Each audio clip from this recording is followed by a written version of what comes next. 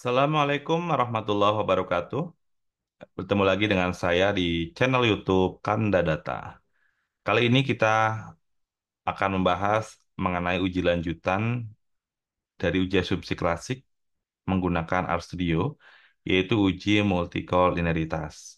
Ini merupakan video part yang keempat.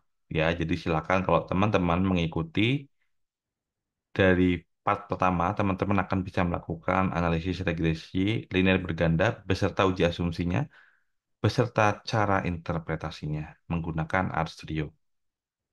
Oke, sebelum saya lanjutkan, saya informasikan kepada sobat semuanya, agar tidak tertinggal dengan update video terbaru dari Kanadata, silakan klik subscribe dan nyalakan loncengnya. Untuk studi kasusnya masih sama ya, kita karena ini adalah video part yang keempat ya. Jadi kita ingin mengetahui bagaimana pengaruh advertising cost dan marketing staff terhadap sales. Oke. Selanjutnya adalah um, kita buka RStudio. Uh, kita buka RStudio. Mana ya studionya tadi? Oke. Nah, ini ya. Jadi teman-teman, ini adalah RStudio dari yang sudah saya buka. Jadi ini part pertama adalah mengetahui analisis regresi linear berganda. Kemudian ini adalah selanjutnya adalah uji normalitas. Selanjutnya adalah heteroskedasitas dan sekarang adalah uji multikoliniaritas. Baik, sebelum kita mulai membagikan cara analisis multikoliniaritas, saya jelaskan dulu mengenai konsep uji multikoliniaritas.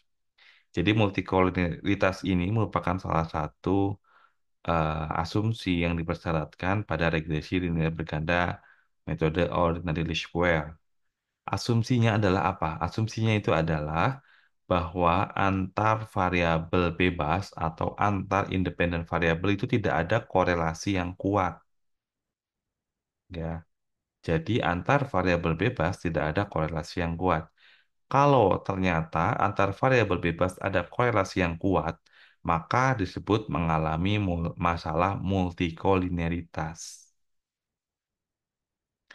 Nah, selanjutnya bagaimana cara mendeteksi multikolinearitas? Kita bisa lakukan uji korelasi antar variabel bebas atau yang paling populer yang sering digunakan oleh para peneliti itu menggunakan atau mencari nilai variance inflation factor atau VIF. Nah, itu yang paling sering digunakan. Oke, kita akan menggunakan cara yang kedua, yaitu kita akan mencari nilai variance inflation factor. Oke, caranya bagaimana? Kalau kita ingin memunculkan nilai variance inflation factor di RStudio, jadi caranya teman-teman perlu menginstall package car ya. Jadi teman-teman silakan ketik install package. Nah, di sini teman-teman silakan tulisnya seperti ini ya. Nah, baru tekan enter. Nah, nanti RStudio teman-teman akan melakukan install package car. Nah, kebetulan di RStudio yang saya gunakan sebelumnya sudah melakukan install package car. Jadi saya akan men-skip cara apa namanya cara installnya ya. Jadi ini silakan teman-teman kalau belum ya ketik ini kemudian tekan enter nanti akan terinstall. Ya, jadi saya hapus karena saya sebelumnya sudah melakukan install package car. Nah, selanjutnya kita perlu apa namanya ketik ya library. Nah, nah di sini kita menggunakan kan car tadi ya, seperti ini. Oke, library car, kemudian tekan enter. Nah, di sini loading required package car data. Nah, ini sudah terpanggil car datanya, baru kita lakukan analisis varian inflation factor (FIF). Nah, di sini eh, untuk varian inflation faktornya kita menggunakan yang model ini ya. Kita Ctrl C, kita Ctrl V, atau kita ketik langsung juga boleh. Oke, kalau sudah berhasil ya, kita tekan Enter. Nah, di sini akan muncul nilai. Ya. Teman-teman lihat di sini advertising cost dan marketing staff itu 3,61358. Mungkin teman-teman akan bertanya, kenapa nilainya sama? Ya, kenapa nilainya sama? Karena ini kita adalah ada dua variabel bebas, yaitu advertising cost dan marketing staff. Jadi karena variabel yang bebasnya cuma dua, jadi kita hanya melihat korelasi antara dua variabel itu, sehingga nilainya hanya satu.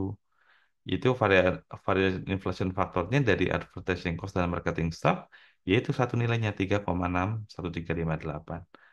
Kalau variabelnya ada tiga, tentunya akan berbeda ya.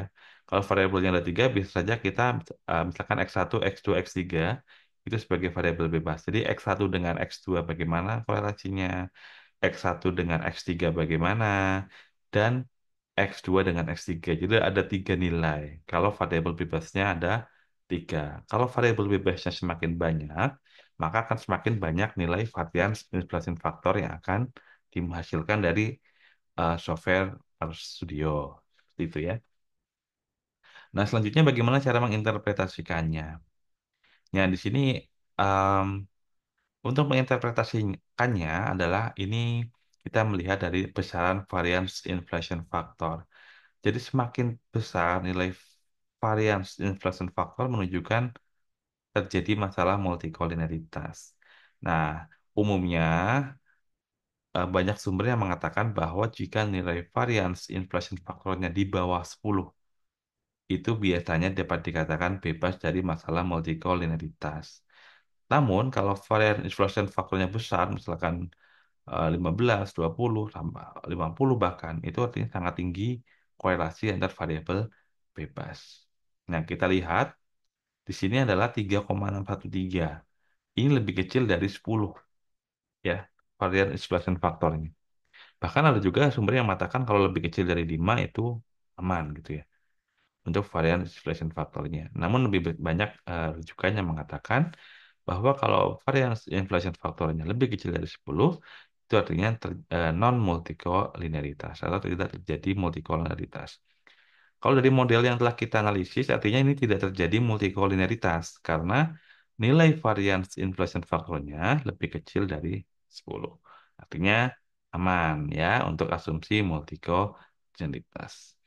Baik, demikian video yang dapat Kak sampaikan untuk video part yang keempat ya. Oke, pada pekan berikutnya kita akan membagikan video untuk yang uji linearitas regresi ya. Kita akan melakukan uji asumsi linearitas pada contoh studi kasus data cross section ya pada video pekan berikutnya. Baik, terima kasih telah menonton video hingga detik ini. Terus dukung channel Kanda Data dengan cara like, subscribe, dan share. Sampai jumpa di video berikutnya. Salam sehat lalu. Assalamualaikum warahmatullahi wabarakatuh.